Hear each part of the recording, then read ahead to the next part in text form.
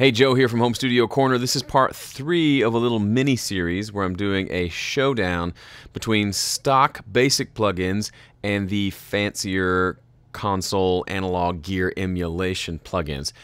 And if you haven't seen the first 2 videos, I'll link them below. In the first video, I showed you a drum mix that I had done using the fancy plugins. And then in the last video, I deleted all the plugins and remixed the drums using only stock plugins. So just your stock EQ and compressor and a gate, stuff that comes with my DAW. And now we're going to listen to the 2 side by side. So I'm really excited to do this. I was actually surprised by the results, and I want to show you as well. Okay, so the 2 drum parts are here. I'll make it nice and big so we can see everything. Let's zoom out just a smidge. Okay, so I rendered both drum mixes down, so this is the entire drum mix. The one on top is red. Fancy drums are red, so this is the one using the fancy analog emulation plugins. And then the blue track on the bottom are the stock plugins, which blue for boring, if that helps you remember. Now, what I'm going to do is I'm going to gray one of these out and mute them. And then I'll select both, and if I hit the shortcut for mute, it switches which one is muted, so we can quickly switch back and forth without having to click a bunch of buttons in the DAW. So to start off, let's just listen to both drum mixes in context with the rest of the track. So we'll start with the stock drums, and then I'll flip back and forth. Here we go.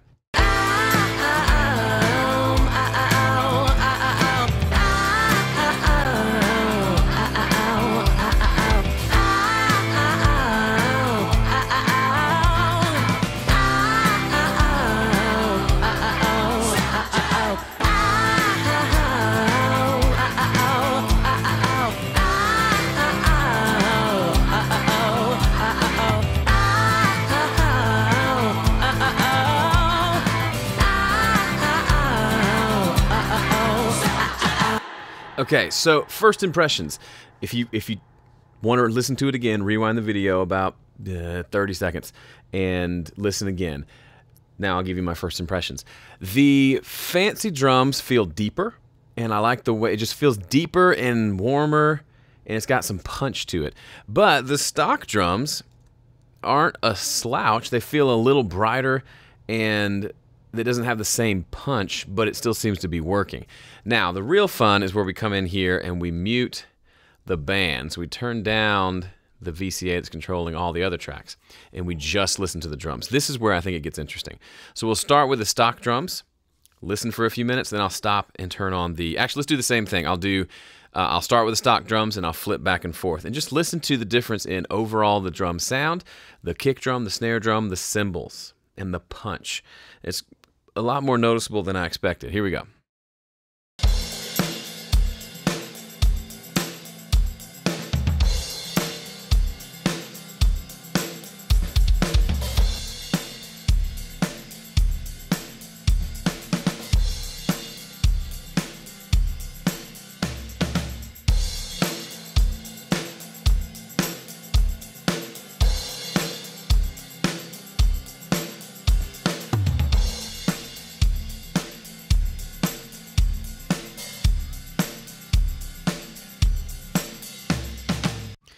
Very interesting. I'll talk about that in a second. Let's listen again with the tracks, not as long, just a brief, let you kind of refresh your ears of what it sounds like in the mix, because that's ultimately all that matters, although that was surprisingly different.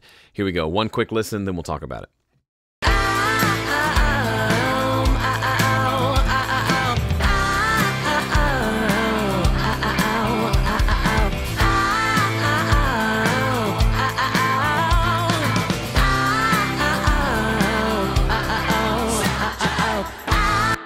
Okay, so what differences are you hearing? I think critical listening is such an overlooked part of what we do, but we've got to get good at listening critically and knowing what the differences are. So I'll walk you through some of the things that I hear. So let's start with these stock drums. They're not bad, and they're totally usable.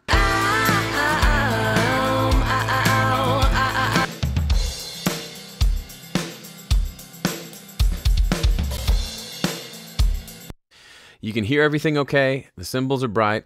The snare has presence. the kick drum has low end, and it has enough snap on everything to where I can hear it over the mix. It's a fine, adequate drum mix. But it lacks a little oomph. It lacks a little, it's hard to put it into words, but it feels, to my ear, a little bit plastic-y. Even though there's low end, it doesn't have that warmth maybe that you would hope to hear when compared to this.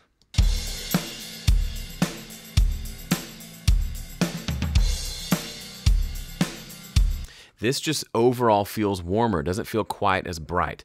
Now let's talk about why it's different. First of all, I made completely different decisions with each mix. The first mix, which is the fancy mix, was done over the course of a few hours. So obviously all that time wasn't spent on drums, but I spent more time on drums, and that was my final mix. So it's a given. It's understandable that that mix would sound generally better because I spent more time on it.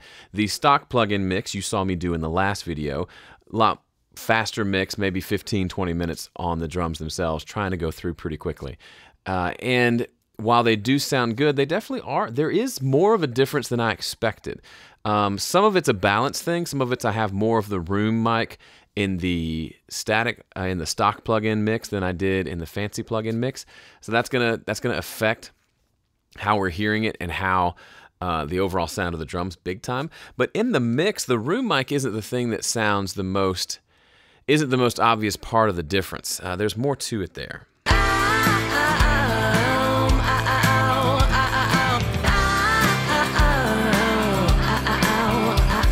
A lot of it's in the snare drum. Now, what's interesting, if you recall, the snare drum in my fancy mix, the red mix, there were no plugins on the snare at all. We used an EQ and a compressor, like a fancy EQ and a fancy compressor on our drum bus, and that nailed the snare sound without needing anything else.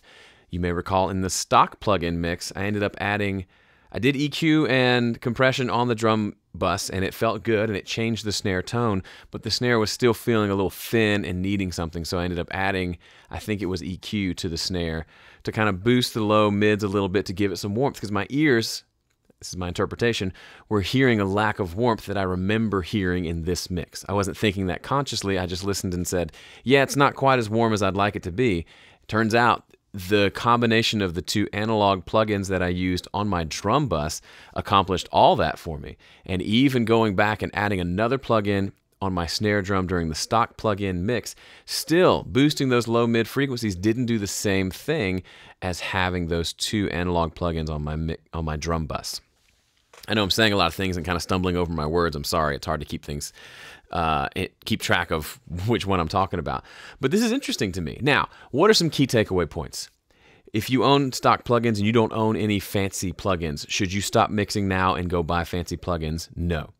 The reason I'm able to get the fancy drum mix to sound like this is partially because of the plugins I used and partially because I've been mixing for a really, really long time. And I've mixed tons and tons of songs and albums to where I know how to mix drums.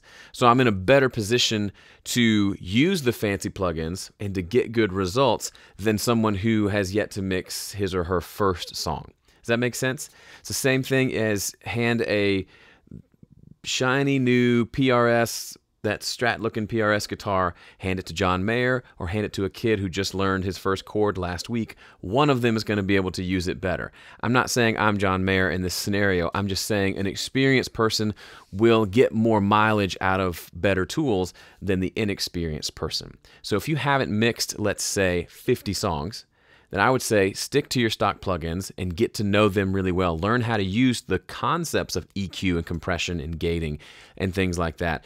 And then as you get better, as your ears get better and your technique gets better, you'll get more mileage out of a fancier plugin. The same could be said, though, on the flip side, that using nicer plugins might allow you to get better tones sooner so long as you don't overdo things. I would say I've known too many people who buy lots of plugins and don't get good mixes because the plugins really aren't the biggest variable. When you get to the point where you're good at mixing and you can get a good mix with stock plugins, then yeah, adding in some other plugins to give you different tones and sounds might be a wonderful idea. But until you get to that point where you can absolutely, if left with a session that you had to mix and there were no other plugins than stock plugins, and you know that you could get a good sounding mix with those stock plugins, until you get to that point, you probably aren't going to benefit from the fancier plugins. Now, friends of mine like Pete Woj over at Mix Better Now, he's been on me for years about this stock plugin thing, saying, dude, yeah, you're technically right that you have to learn how to use the tools, but there's so much more in the way of tone that you get from these analog console emulation plugins, like the UAD stuff, for example, that you just can't get with a stock plugin. The stock plugins are typically meant to be clean, clear, transparent, and those are all great, but a lot of times you're not wanting clean, clear, and transparent. You're wanting something with some oomph and some punch, like we're hearing here.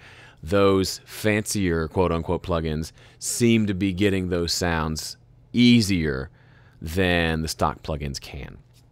So while I feel like I'm contradicting myself all over the place, I'm both pleasantly surprised and both pleasantly surprised and a little disappointed at how different these were. I expected my stock plugin mix to be a lot closer to the analog mix, but it's a good bit different. Had I given myself an hour or two to really hone in and mix the drums, would it have made a difference? I don't know, maybe, but I do think there's something to the fact that I was running it through a different set of tools and that gave me different sounding results. That's kind of the takeaway point. So I know I'm saying a lot, I'm throwing a lot at you, and this may seem contradictory to a lot of what I've said over the years, and that's kind of what we do in music, right? You may be a Stratocaster guy for the longest time, and eventually you pick up a Les Paul and you realize, oh, I'm a Les Paul guy now, or for a season. We're always evolving, we're always changing, we're always picking up new ideas and putting down old ones, and this is a part of my evolutionary process as a mix engineer as well.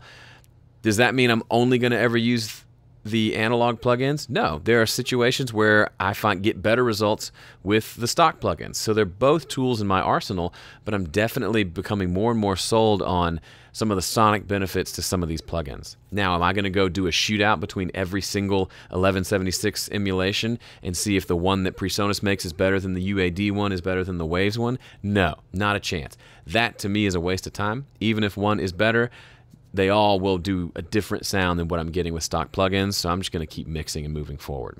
My encouragement to you, if you feel like you've gotten to a point where you feel pretty confident and experienced mixing with stock plugins, go for another plugin bundle of some sort and try them out and see how they work for you. They may be a joy for you or you may hate them. Either way is fine. Second takeaway point, even though in solo these two drum mixes are pretty wildly different, there's still a case to be made for the stock plugin mix would still absolutely work. I mean, take a listen.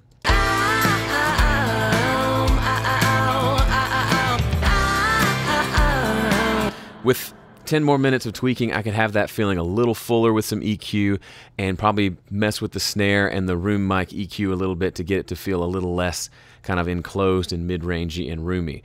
Will it sound exactly the same as the analog plugins? No, not at all. But it is a passable, workable mix.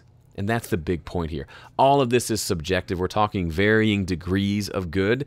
And just because something's better out there doesn't mean you can't do fantastic, good, award-winning work right here using the plugins that you have. Just earlier today, I was on a coaching call for Dueling Mixes customers, and Graham Cochran and I were talking about at this point, there are countless stories of people who won Grammys and the song was recorded on something inferior or was mixed with inferior plugins or was mastered using cheap headphones. Like, there are so many examples now, you really don't need me to rehash those to you. The point being, if someone has done good work with stock plugins at any point in the past, you can also do good work with them.